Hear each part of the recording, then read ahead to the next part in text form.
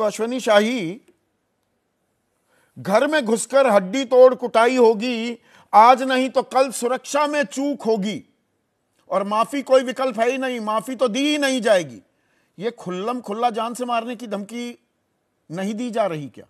मैं गलत तो नहीं सुन रहा हूं या समझ रहा हूं इन शब्दों को? नहीं, आप एकदम समझ रहे हैं। सर्वप्रथम राणा सांगा जी की जयंती पर उनको हार्दिक बधाई, आपको हार्दिक बधाई, पूरे देशवासियों को हार्दिक बधाई देते हुए मैं कहना चाहूंगा कि जो वो अपने पूर्वजों का सम्मान नहीं करता है वो प्रगति नहीं करता है। बहुत स्पष्ट सी बात है। हमारे पूर्वज को कोई गाली दे जाए, आपके पूर्वज को कोई गाली दे जाए, तो भाई प्रतिक्रिया तो होगी ही होगी। तो एक स्पष्ट सी बात थी कि अखिलेश यादव जी को, उनके सांसद को माफी मांग लेना चाहिए। सदन में तो अखिलेश जी कह रहे हैं एक्सपंज कर दिया गया, लेकिन बाहर आकर उन्होंने अपनी बात से उन्होंने स्पष्ट कहा, मरते मरते मर जाऊंगा, माफी नहीं मांगूंगा।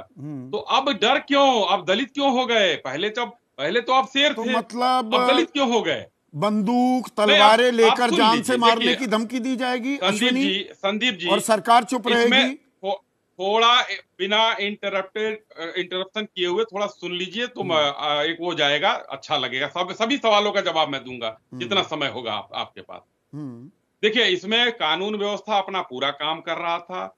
हिंदुस्तान में बहुत से लोग, अगर भीड़ जो है कहीं उग्र कोई, उस पूरी भीड़ ने अगर क्या वहां पर कोई प्रदर्शन करना होता या कुछ हिंसा फैलानी होती, तो कोई वहां पर पुलिस प्रशासन वहां मुस्तैद था और कहीं किसी ने कोई हिंसा नहीं फैलाई। अच्छा। हिंसा फैलाना होता तो आप मुर्शिदाबाद देख लेते। जो 26 मार्च को तोड़े थे, नहीं, पुलिस ने बैरिकेड लगाए, उस पर गाड़ियां चढ़ाई थी, वो तो करनी सेना थी नहीं, वो तो कोई और आ गया था।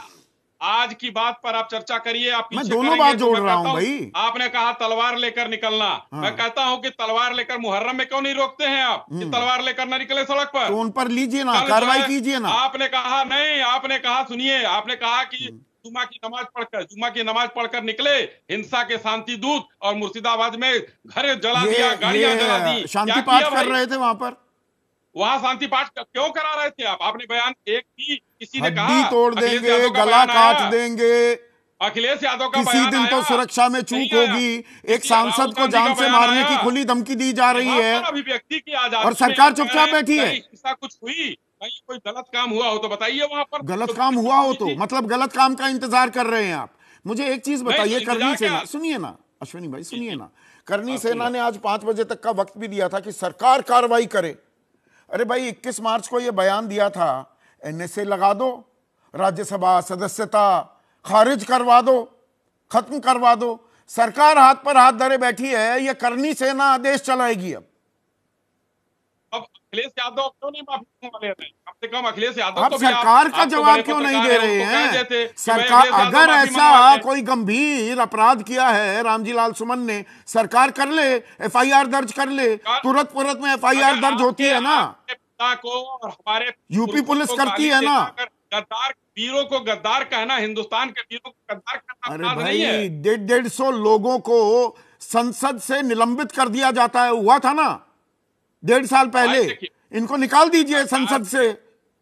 देखिए, सरकार करना है सरकार, लेकिन जो उनके परिवार के लोग हैं, उनके आगे पीछे ऐसा नहीं है कि राणा सांगा आज जो है असहाय हैं, राणा सांगा के पुरखे हैं।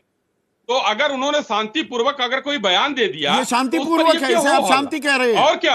और क्या इसे आप, और आपके सांसद हैं, केंद्रीय मंत्री भी हैं एसपी बघेल, वैसे बहुत संजीदा व्यक्ति हैं, वो ये कह रहे हैं कि मैं आगरा का सांसद होने के नाते इनका स्वागत करता हूं, और ऐसी जयंतियों से जागृति आती है, सोच बदलती है।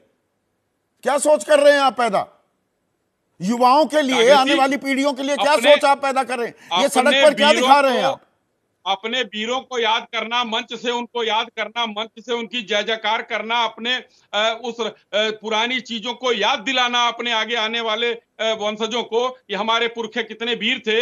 80 घाव लगे तन पे, फिर भी मन में कोई भाव नहीं था। ये तो सबको पता है ना। 80 घाव के साथ एक हाथ नहीं, एक आंख नहीं, कौन है ये करनी सेना? जीता। ये कभी बीजेपी में जाते हैं, कभी कांग्रेस। करनी सेना सिखाएगी, अब इतिहास का पाठ करनी सेना पढ़ाएगी हमें। रामजी लाल सुमन, तो रामजी लाल सुमन को माफी मांगनी चाहिए। मैं कहना चाहता हूं उस वीर के, रामजी लाल सुमन की तो मतलब मैं कहता हूं ना कि इनकी तो औकात नहीं होगी कि महलों की तरफ देख ले, वहां खड़े हो जाए तो राजस्थान जा नहीं सकते हैं ये। लेकिन ये माफी क्यों नहीं मांग रहे हैं? ये अखिलेश यादव की चाल है। अखिलेश यादव अच्छा, को बताना चाहिए। जैसे वो ज्ञानदेव आहूजा वो कह रहा है बिल्कुल माफी मांगूंगा ही नहीं, गंगा जल छिड़कता है। अगर कोई दलित जाकर राम मंदिर में पूजा पाठ करता है, और वो नेता प्रतिपक्ष भी हैं राजस्थान के, और वहां भी कोई कार्रवाई नहीं, बस जी निलंबन कर दिया, बात खत्म। देखिए अब आप दलित और उस पर मत ले जाइए। अच्छा, ना जब ले इन्होंने जाऊं। कहा तो इन्होंने सोचा कि हम दलित हैं।